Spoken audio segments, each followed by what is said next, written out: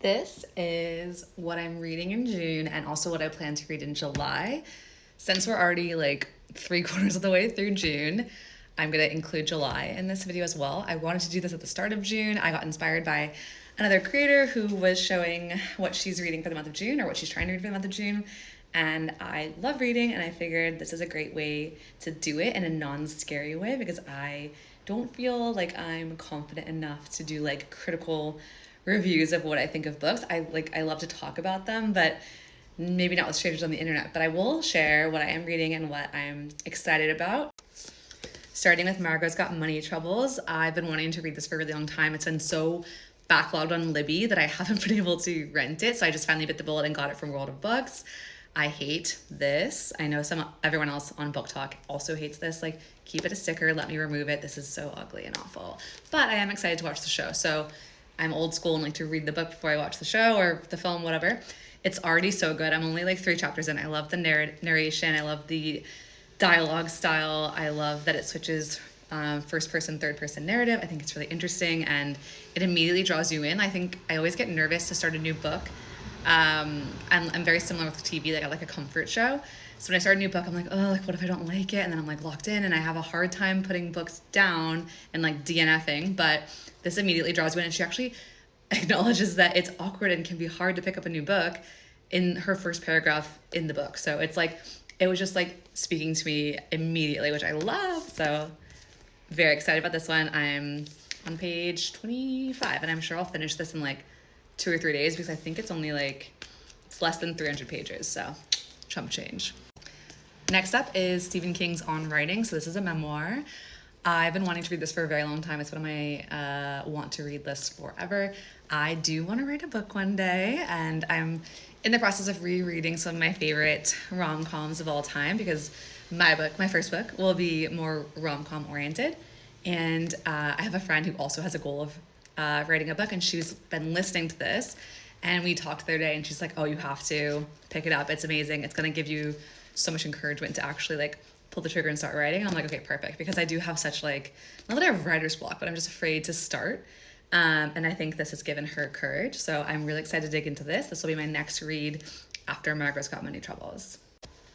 This I've been very delinquent on. I'm really trying to learn Dutch, and when I say really trying, I'm not doing as much as I should be. And I got recommended this book by someone who was in my intensive Dutch class a few months ago, and I had all these intentions to be really proactive about it and like practice every day, but it is really tough. And living in Amsterdam, it is a luxury where you don't have to speak Dutch if you can't. I would say almost everyone can speak English, and while I don't want to rest on that laurel, I do want to learn, especially when I'm talking to people in the dog park and in cafes and things like that, in the grocery store. I'm going to start by reading the short stories. There's a bunch of books like this. There's another one that I have for French, which I am somewhat conversational in. I also want to get better at French, but I need to start with Dutch because I live here, and it's really important for me to be able to assimilate fully and communicate properly. So this is on deck next. This obviously everyone loves, and I'm dying to read, especially because I've heard rumors of our boy Connor Story being cast in this, which I think he'd be perfect for, even though I haven't read it yet. I know the premise and the plot.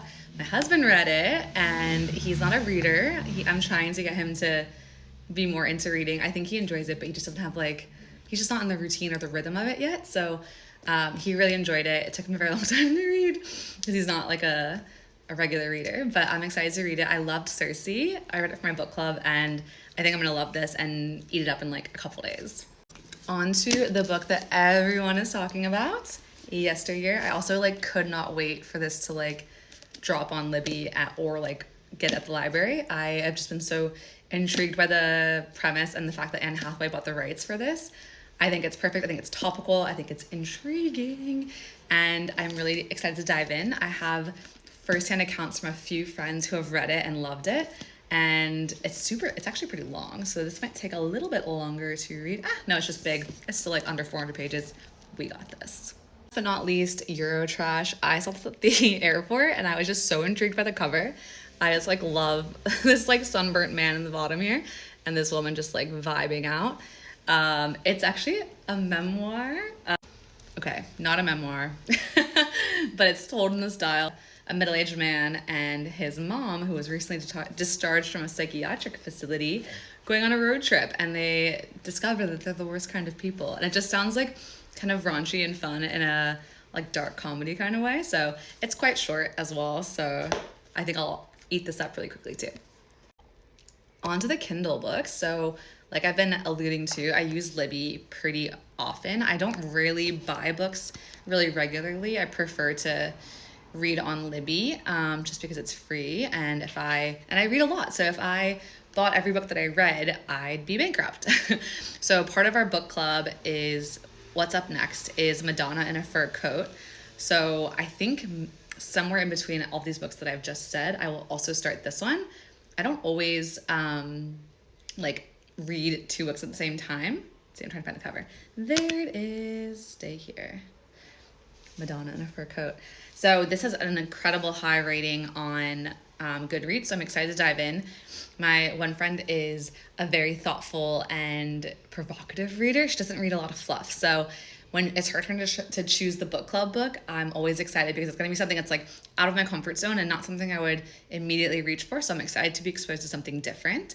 I also am reading the Red Rising series right now. So Morning Star is on deck next. I have heard that it takes a bit to get into, so I've kind of been dragging my feet on that one. But I'm enjoying the series, so I will continue reading them. It's just not top of the list.